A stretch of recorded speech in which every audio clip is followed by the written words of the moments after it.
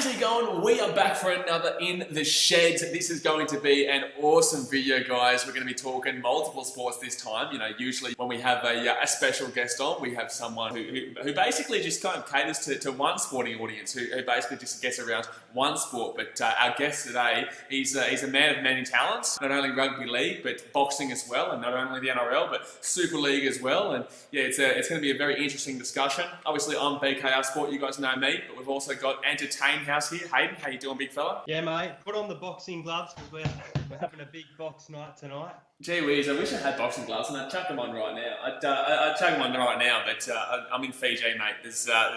You can't even you can barely get rice here at the moment, let alone boxing gloves, so it's a little bit of an issue.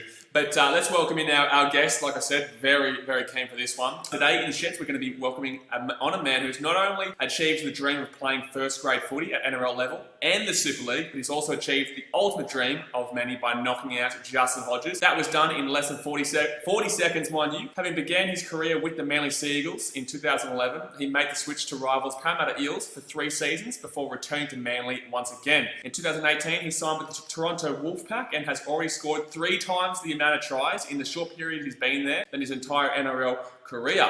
Outside of rugby league, he's been known to throw a few hands in boxing, and after the podcast, I hope he doesn't want to meet up with the boys on the In the Sheds and box us. Welcome in the big fella, Darcy Lussick, mate. Give him a bit of a clap.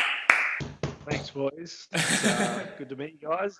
A few laughs today. The first laugh that I just want to quickly bring up. We'll get a little bit more in depth into it soon, but Justin Hodges, mate, that's a pretty good one.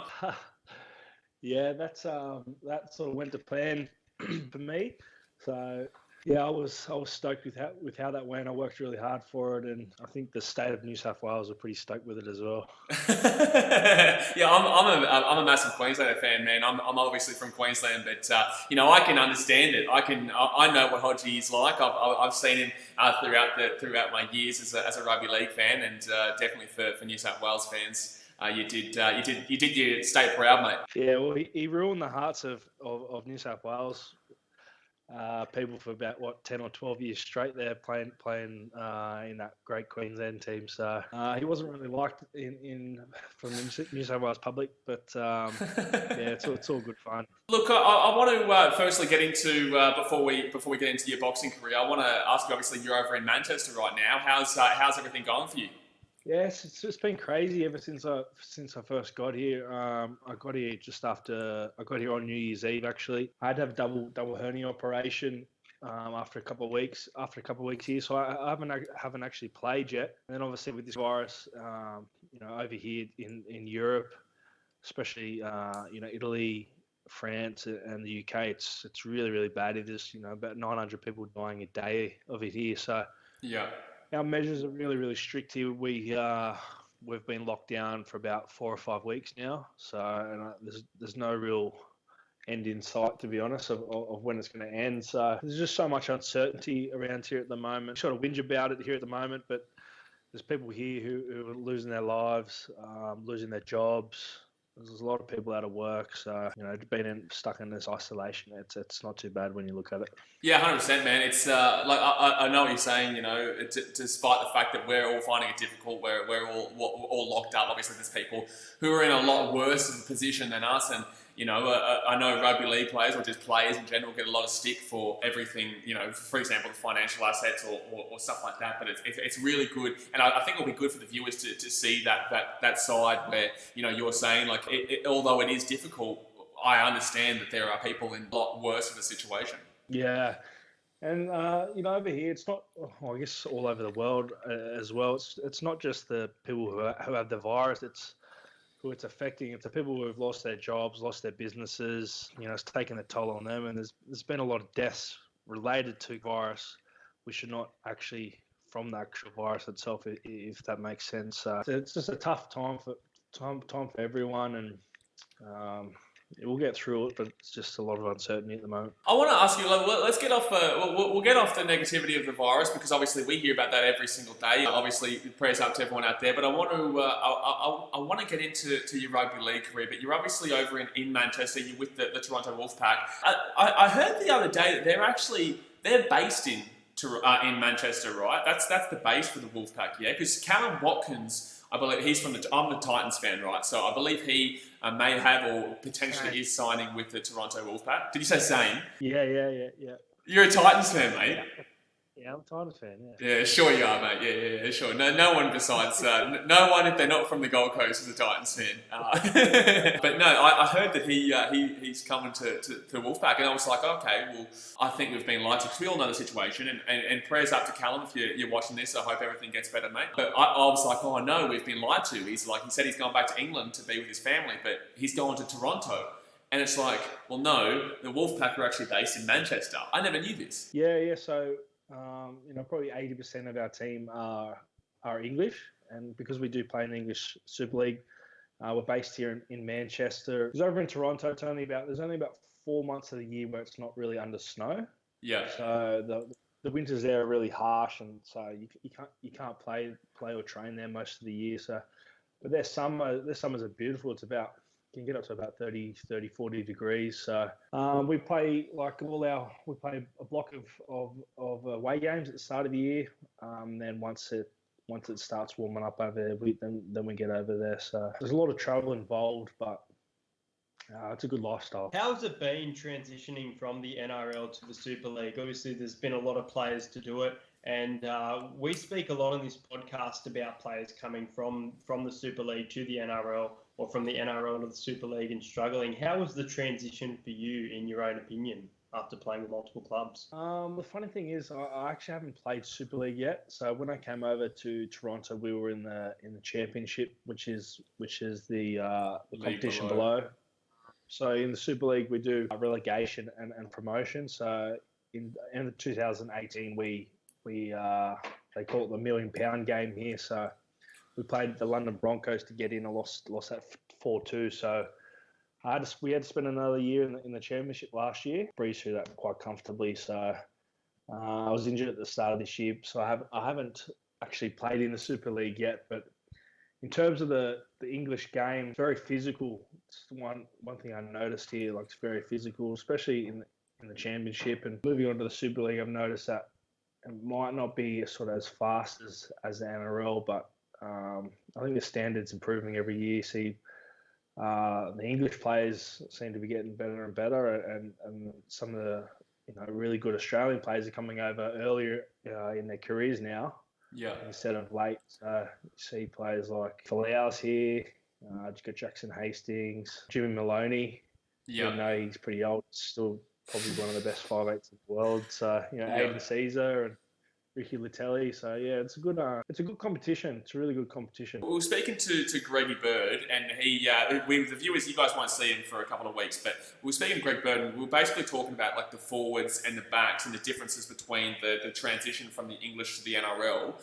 Do you feel like because of that physicality that it is the forwards that do well in the NRL compared to the backs, who, like you said, it's just not as fast, really? Yeah, it's sort of strange, you sort of see some of I haven't really seen any backs go from the Super League to the NRL and really sort of kill it.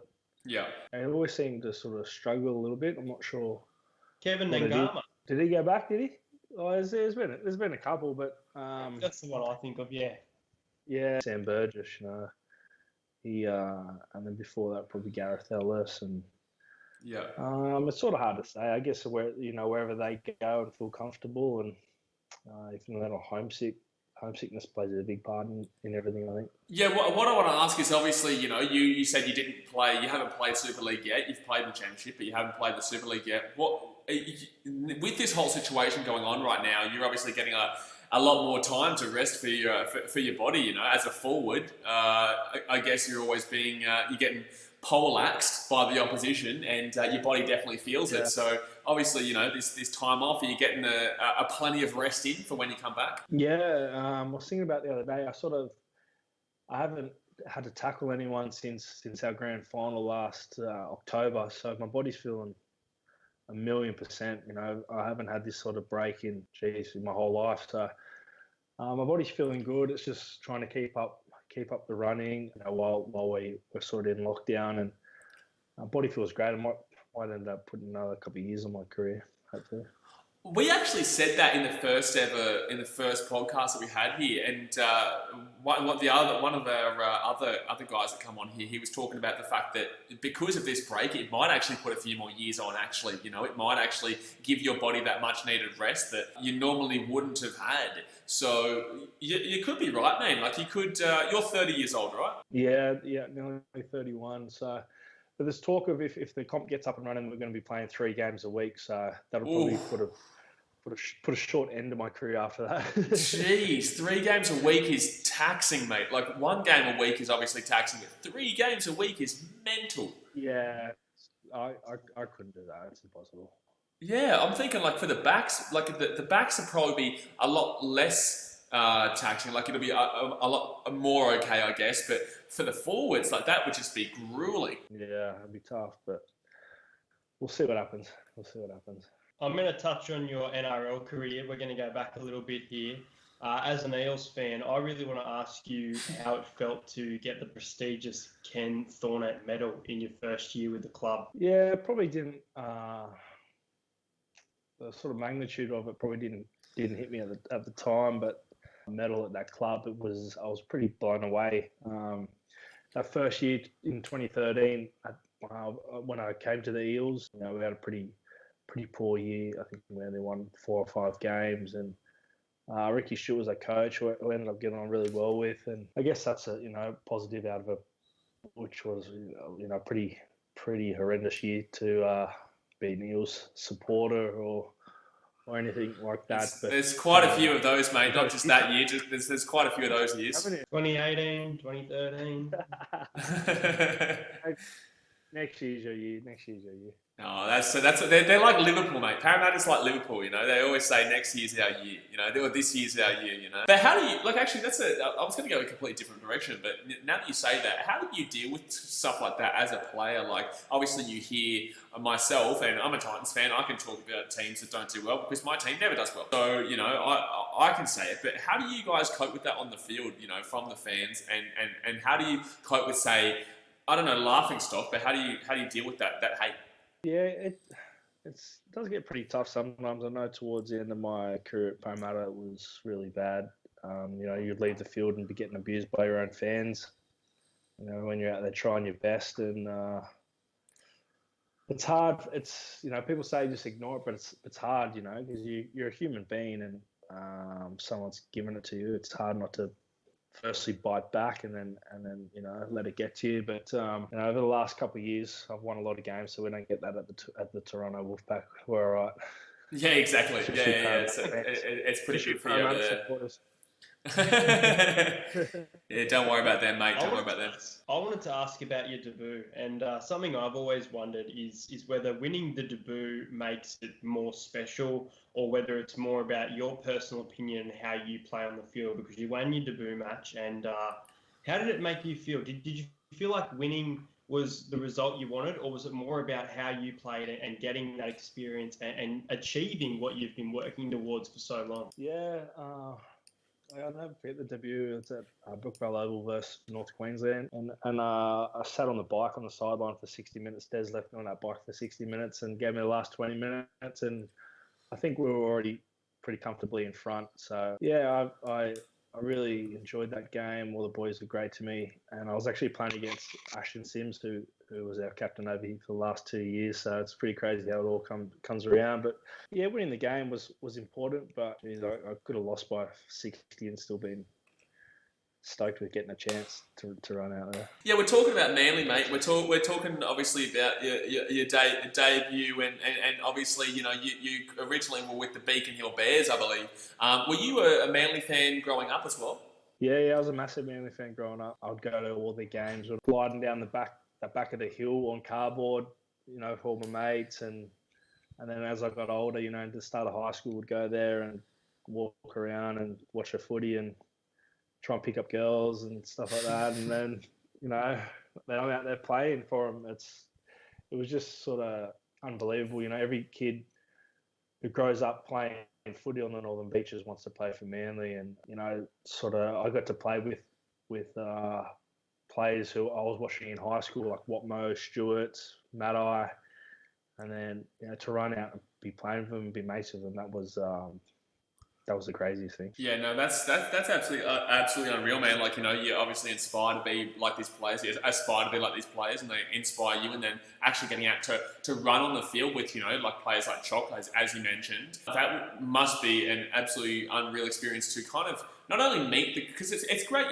meeting the players and meeting the boys and taking a photo with them or whatnot. But actually getting to play alongside them and don the same jersey and be in the sheds with them and experience what they experience. That must be an experience on a whole nother level. Yeah, it's crazy. I still say it to some of them sometimes. I remember every Friday I went to boarding school, so every Friday night hopefully we'd get the Channel 9 game and it'll be Manly, and I was only me and one other Manly supporter in the whole school, so we'd sit down there and watch it. And then a couple of years later I'm out there running around with them. So yeah. It was a bit of a surreal moment. Yeah, I had a fantastic time at Manly, especially those early years. When I first went into that 2011 team, it was just like winning was just expected from you. And I remember standing at training a few times, watching like Terry Evans go out to Foran, out to Jamie Lyon,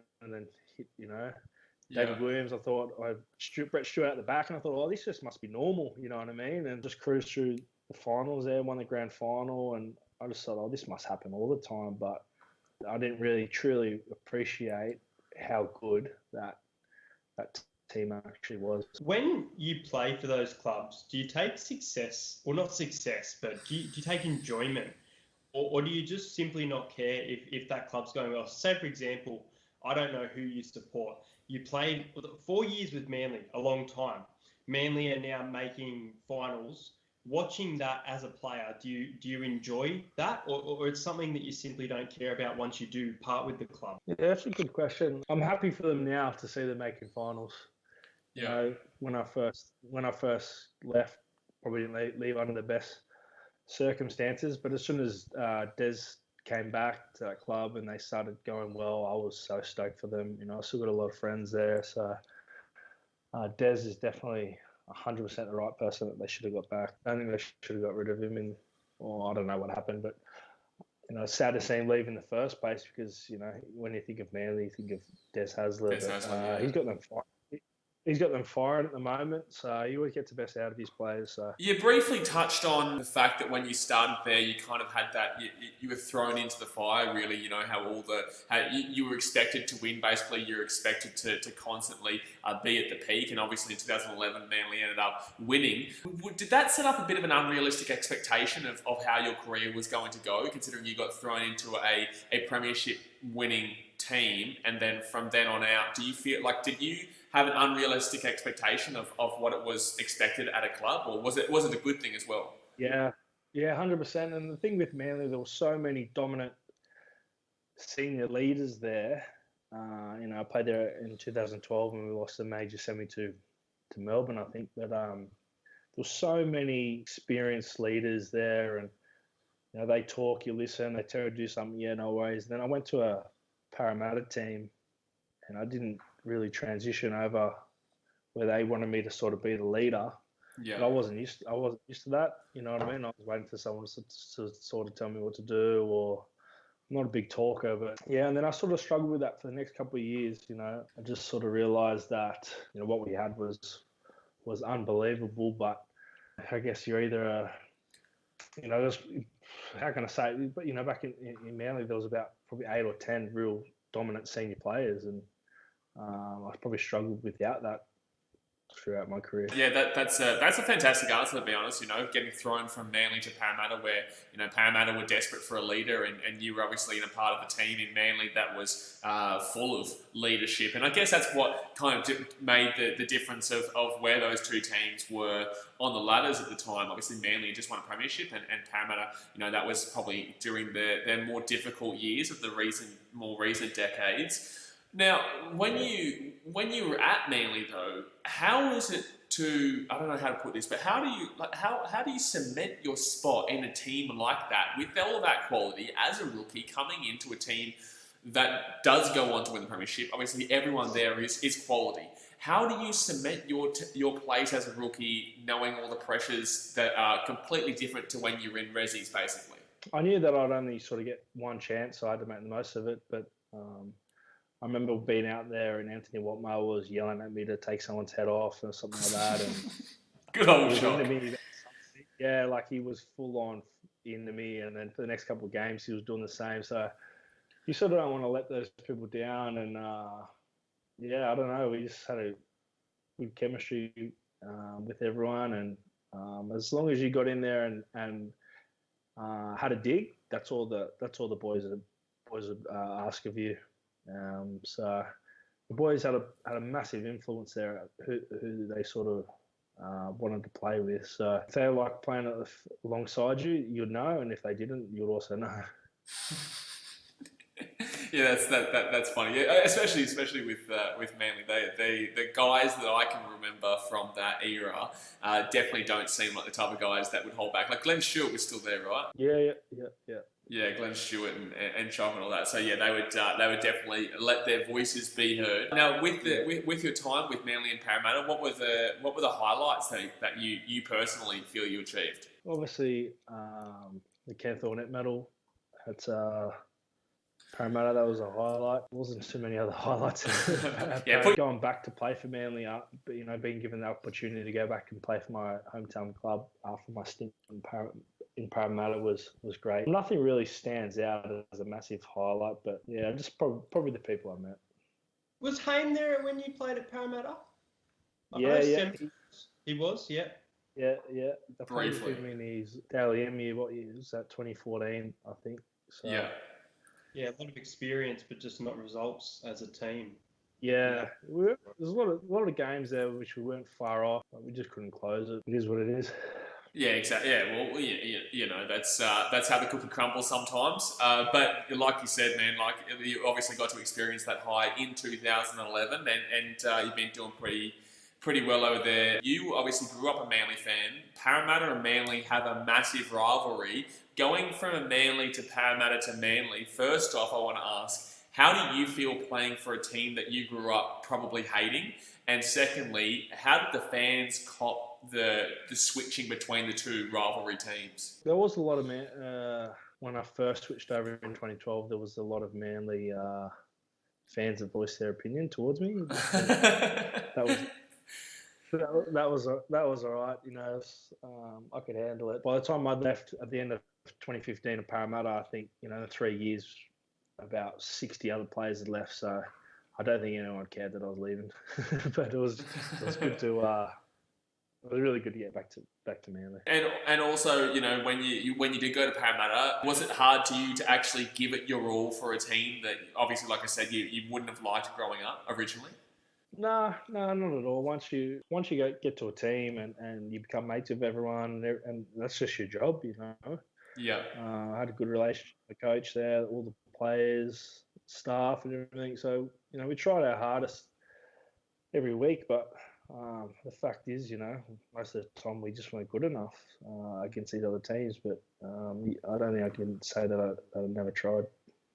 Yeah, that's the main thing, you know. And I know it's like, you know, everyone's like, about the whole like, at least I try kind of thing. But I find like that is exactly it. Like, you know, you guys did your best, and obviously you didn't come up in the best situation. But the point is, you did give it your all, and I think that's exactly what people just want to hear. Really, that although it doesn't work out as much as the fans want, or although it doesn't work out as much as you guys specifically want, you know, you guys do go out there, you do try your best, and despite the result, you do actually give it your all. And I feel like a lot of fans unfairly, and I've done it myself too with the Titans. I've done it myself over the years. Like, you say, oh, this guy didn't try, or this guy did shit, you know, or whatnot. But the point of the matter is that you've come on here and you've said, like, you know what, like, we did give it our all. We didn't get the cookies in the end, but we did give it our all. Yeah, well, sometimes you're just not good enough, you know, and fans don't care about that. They just want to win. But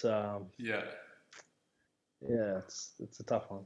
I know you're obviously you're not like 21 anymore, but would you ever consider going back to the NRL? Nah, I wouldn't.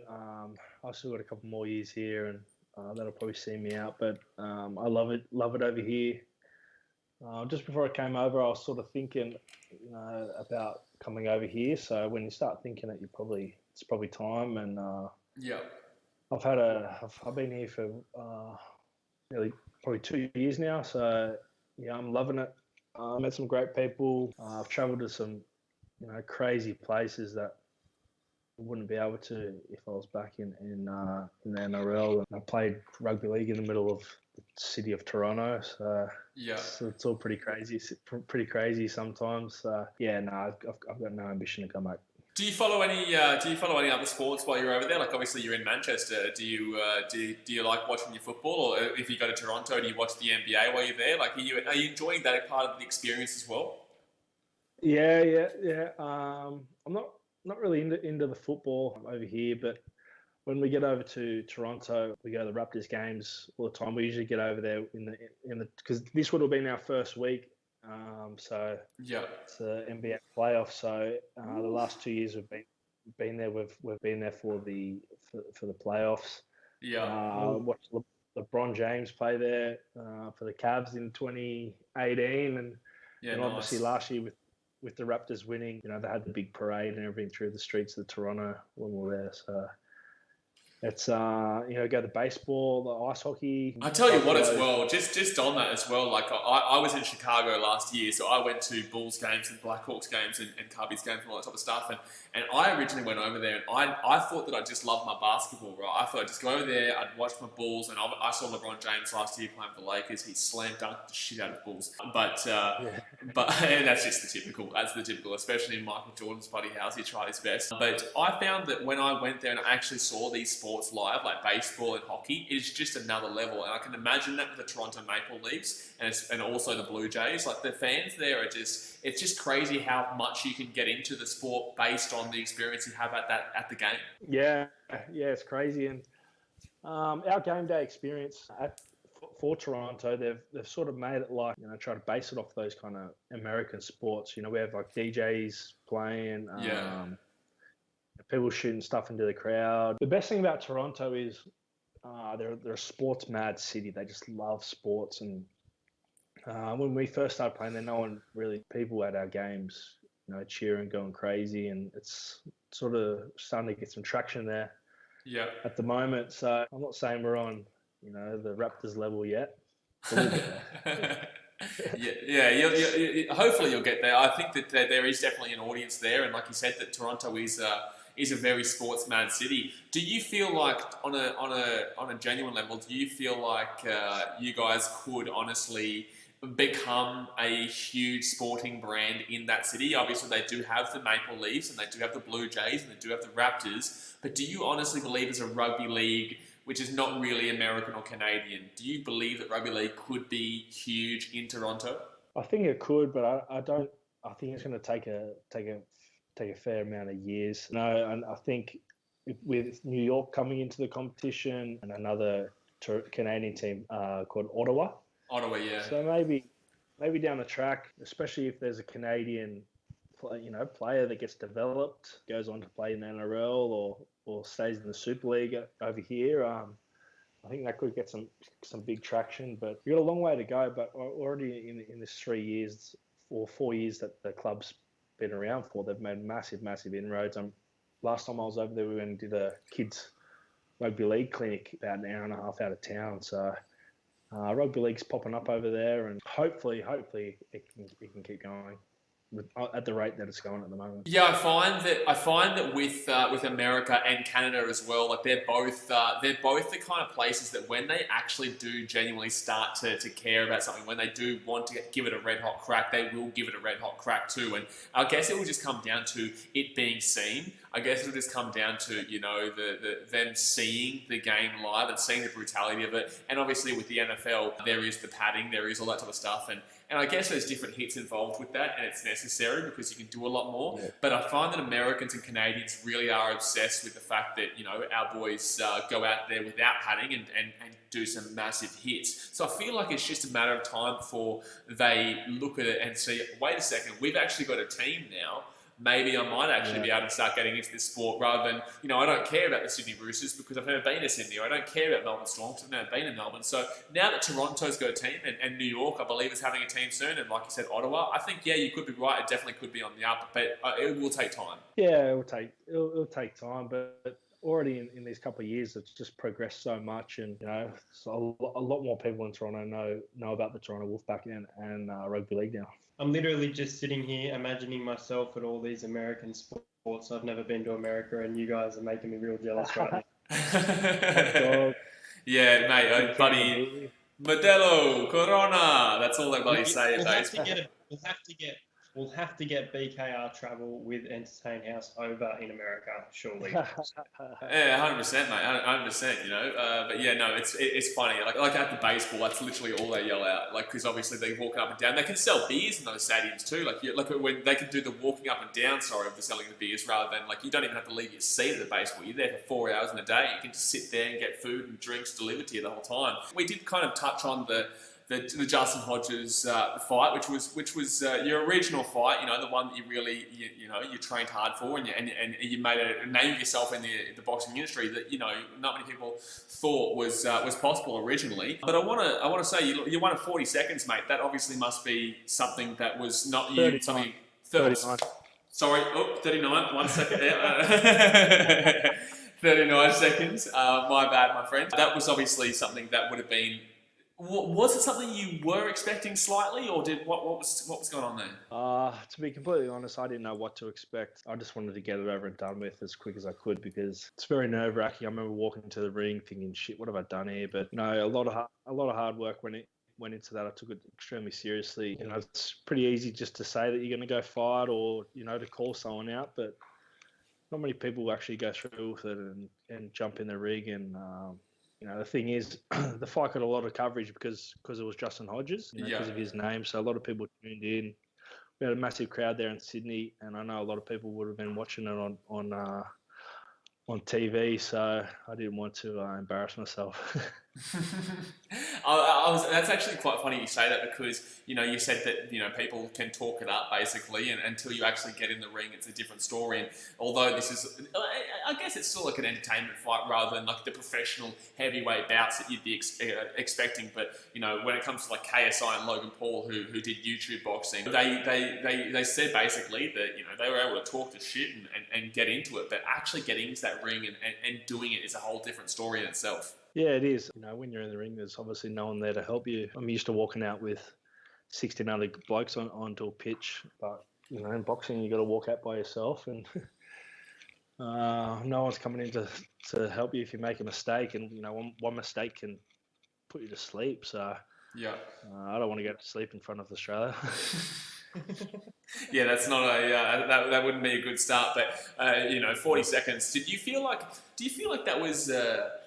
Obviously, you want to continue this, and obviously you want to go further. But do you feel is that something that you feel like could be a little bit of an issue with your thought process going into future fights? Because obviously this was won so quickly, 39 seconds, as you said. You were expecting it to go obviously quite a little bit longer. When we were just talking about when you were with Manly and you won the premiership in the first year, and that provided an unrealistic expectation. Do you think this could be a similar instance? Yeah, I don't think I'm going to finish the fight earlier than that. Yeah. I just have to accept that and put it behind me, and hopefully I get another fight soon and worry about that. But it was just, I guess it is what it is. 39 seconds is nothing you could do about it. Yeah, exactly. Well, it just means that you were just phenomenal. It just means that you just went out and did your job, basically, mate. It just means you did your job. So, as much as I say, could it be an issue? It's like, in reality, it shouldn't be an issue because you just went out there and did exactly, did your job. So I want to ask, what was the training process like for this? Obviously, you've trained your whole life in rugby league, and it's a completely different training process that you would need for a professional fight like this. Yeah, it was about 7 or 8 weeks of training, and it was actually nice to train for something other than rugby league. Yeah. Because I've been training for rugby league for so long. So it was a nice sort of little mental refresh. Could just focus on myself. My dad was my trainer, so we spent a lot of time together. We wanted to punch on almost every day, but it was good. We trained 2 or 3 times a day, and I think I only had 2 days off during the whole time. So probably wouldn't do that again. I got sick a couple of times, and I was a little bit sick leading into the fight just because my immune system was down. Yeah, I've got so much respect for actual, real boxers. I'm not a real boxer. I'm a fake boxer, but real boxers who dedicate their whole life to that, and they get up early in the morning, go for their runs, go to work, and then go to the gym in the afternoon. It's hands down easily the toughest sport out there. Like, so much harder than rugby league and everything else. It's a hard sport. It's a really mentally tough sport as well. You have to get yourself up to, especially in training, you spar 3 times a week, and that's pretty much a fight with someone. So you go around to all these different gyms around the area trying to find opponents to spar. So you've got to get yourself up to fight 3 times a week. That's the thing that I probably struggled with the most. You go into a random gym out Western Sydney, and you sort of stand in line waiting to see who wants to jump in the ring. And that's a daunting experience. That'd be a daunting experience. Like, stand there and what if you're Ben Tuivasa, Ty Tuivasa? Did you ever spar with him? Nah, I did spar with him. No way. But it's just a daunting experience. Thinking Western Sydney, you're going out there into just random gyms and just saying, "Listen, I want to fight your best guy," kind of thing. That would be kind of nerve-wracking. Yeah. So, once a week, some gyms they usually put on a Saturday afternoon sparring day. So if you want to spar, you go on there. So you sort of just rock up with your gear and you stand there and heavyweight, middleweight, get matched up and stuff like that. So you don't know who you're fighting. You got no idea. You just get in and do your best. So there's a lot of good people that ended up meeting along the way helping me, and there's a lot of people that try to take my head off as well. So I learned a lot of good lessons. When you're speaking about the mentality side and how draining it is for professional boxers, do you consider yourself as someone, could you see yourself in the future being a boxer as a career? Or do you see this being fights that you're summoned to or start, say, within the next, say it's an annual event. Let's say the next 5 years is an annual event. Or do you see yourself being able to leave rugby league behind and finding this as a future career path for yourself? And this is just the beginning. Yeah, I don't think so. At the moment, I'm happy fighting. Footballers who want to box. Yeah. That's where that's where the attention is, isn't it? That's what people want to see, and I'm not that keen to try and jump in with Anthony Joshua, a professional boxer with 30 fights boxing. You know what I mean? Yeah. So, I'm just happy. I would like to have another couple of fights, but I'm not going to be doing this when I'm 38, 39, that's for sure. So basically what you're saying is we can wipe out a fight with Anthony Joshua, but I think we might be able to put on a paper a fight between you and Nelson Asofa-Solomona. Yeah, that sounds good, that one.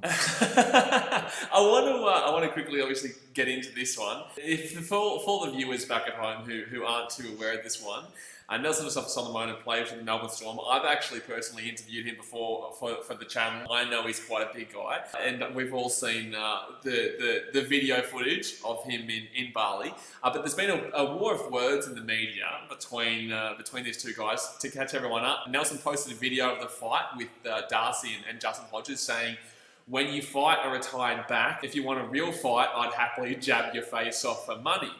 And then Darcy replied with, "I'm Nelson's daddy and I'll slap his trainer for free," before saying he'd be on the next plane home for the fight. So Darcy, can you please tell us what's going on here? Yeah, it's all a bit of fun and games at the moment. I think just after my fight, he put something up, calling me out, and then he did it again a couple of weeks ago. And so, if he wants to fight, I'm more than happy to fight him. He's talked about fighting a retired back. Well, I'll fight what he's like, a front row in his prime, and he's the biggest one. So fight him, no one can say shit. So let's go. Do you feel like he's just trying to get into the limelight, or do you feel like he genuinely thinks he has a good shot at you? I personally feel like he's just trying to use my name and stuff and these boxing clips to get some coverage or something. But I hope that's not not true. I hope he's actually genuinely keen to get in the ring because I'm ready to go. So Yeah. but I don't generally believe that he'll go through with it. So we'll see. So you think, yeah. So you think basically, like he obviously wants to talk a big man's game behind the scenes. Get some followers, get some following, and use your name and kind of just, I don't know. I wouldn't say that. I wouldn't say. Obviously, we all know about the situation in Bali. We won't talk too much about it, but we've seen the video, and the video specifically on itself is what I'd say in regards to when he was in that fight. There was some heavy hands being thrown there. That everyone looked at it and said the way he was actually thrown was like it looked bloody crazy. And that to me and to other people who don't do boxing as a sport or don't train, it looked insane. Like, do you look at that and do you feel, I don't know, worried at all in regards to, say, the footage that we saw? Nah, he doesn't scare me at all. He was swinging wild in Bali, but I didn't see anyone on the floor or anything. So I don't know what he's swinging at. So Yeah.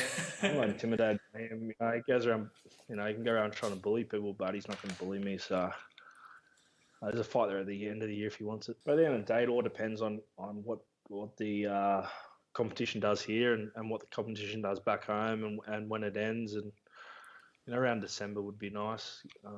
Give us some time to get a good training camp in and stuff like that. But with all this uncertainty around in the world at the moment, I'm not too sure what's going to happen. Especially with crowds. Yeah. I do say, if it does go ahead in December or whenever it is, there probably won't be with a crowd there, but that's okay. You'll be able to see it on TV. Yeah, I think for yourself, mate, I reckon that you wouldn't care if like obviously a crowd being there would be fantastic, but from the way that I'm kind of listening, I feel like you just love the feeling of being inside those boxing events and just kind of being able to let it go, really, just have a bit of fun and like I said, punch on with your opposition and then kind of have a beer with them after. Is that your thought process, really? Yeah, it's just it's. Obviously, the money's got to be right as well. Big financial gain there as well. So boxing's a dangerous sport, man. So you need to have that money there as well. But at the end of the day, that's all well and good before and after. When you're in the ring, you're not worried about the money. You're just worried about knocking the person out. So yeah, there's a long way to go. But I really, really, really want this fight. So I hope it eventuates. Why do players transition to boxing, do you think? We've seen Gallen and Hall have fights. We've seen you and Hodges. Obviously, it's all big fun and games, hype. And as you said, when you get in the ring, it's a very different experience. But I really want to know why. What gets you in that mindset of doing it? What is the main reason behind it? I know that you do a lot of boxing for rugby league training, and in a way, they're sort of the same, aren't they? You go out there to try and not bash your opponent with your fists or anything like that, but try and get one over your opponent, and it's physical, and so the similarities between the two. But I don't know. Sort of these days, people want to see the footballers and stuff box, which is sad for that. The actual real boxers, because they're the ones who've sort of dedicated their whole life to it, and then these footballers come in thinking they can box, like myself. Get a lot more coverage and stuff like that. So as long as people keep wanting to watch it, and as long as people keep paying good money, get these footballers over to box, it's going to keep on happening. Well, like I said before, man, like I was saying with the YouTube fight with KSI and Logan Paul, it's a very similar kind of, it's like an entertainment version of the professional sport of boxing. Although you are training really, really hard, although you guys are putting in a professional effort into this, it's not like it's just a complete fun and games. You guys are putting a massive effort into it. But I guess it is like the YouTube boxing where people just want to see that entertainment value, and then I think they transition from that into watching the actual, the undeniable professional sport that is, say the Anthony Joshua's and the Tyson Furies versus Deontay Wilders. I feel like you guys are actually a little bit of a transition point for those who don't watch it frequently. Yeah. Another thing is like, say you're someone who you haven't liked growing up as a player or something like that is fighting. Well, obviously you're going to tune in to watch them hopefully get beat, or someone you like is fighting, you want to watch them. And I think there is definitely a market there for it's proven there's a market there for footy players to box. And just on that as well, you know, we briefly touched on the other boxes that are around right now, which was obviously Paul Gallen versus Barry Hall, and you just other players that are really kicking on. Now I noticed that, you know, you've said that you wouldn't mind taking on Gal. Do you think that could ever potentially happen? Yeah, for sure, 100% it could. You know, I don't think anyone's locked in to fight anyone at the moment. So yeah, if that opportunity come up, I'll be more than happy to take that as well. From a media point of view, after these messages back and forth between you and Nas, has there already been? You spoke earlier about December. You didn't lock it in, which is good.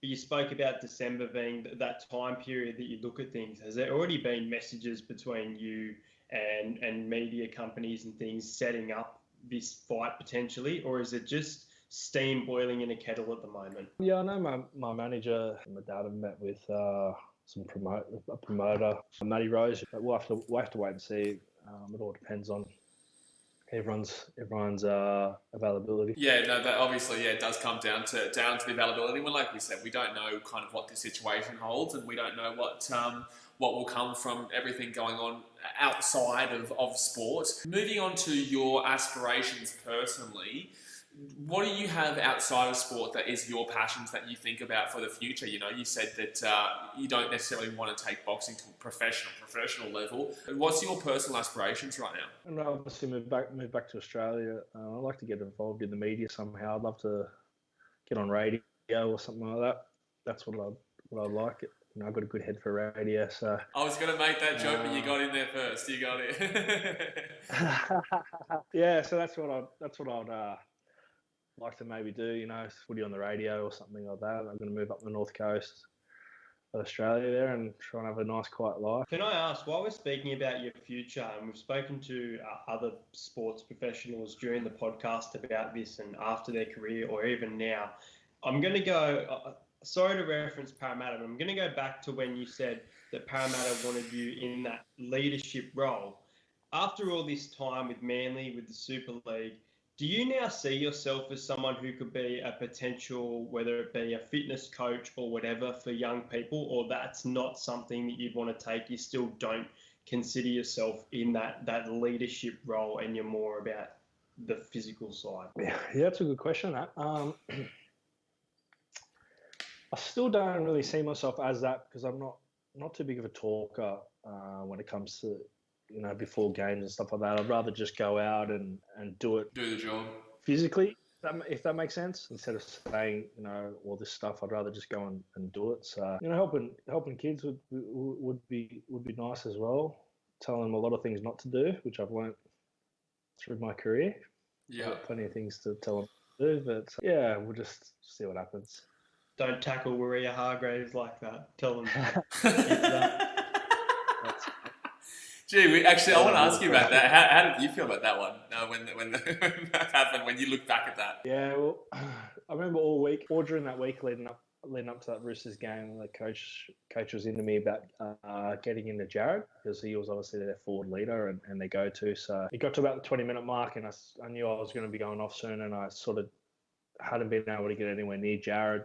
And then I remember he took a tap, and I thought, oh, this is my chance to try and get him. And I just come in just a bit reckless, a bit high. Yeah, then straight after it, you know, it was a bit of a scuffle, and he said he's going to run at me again.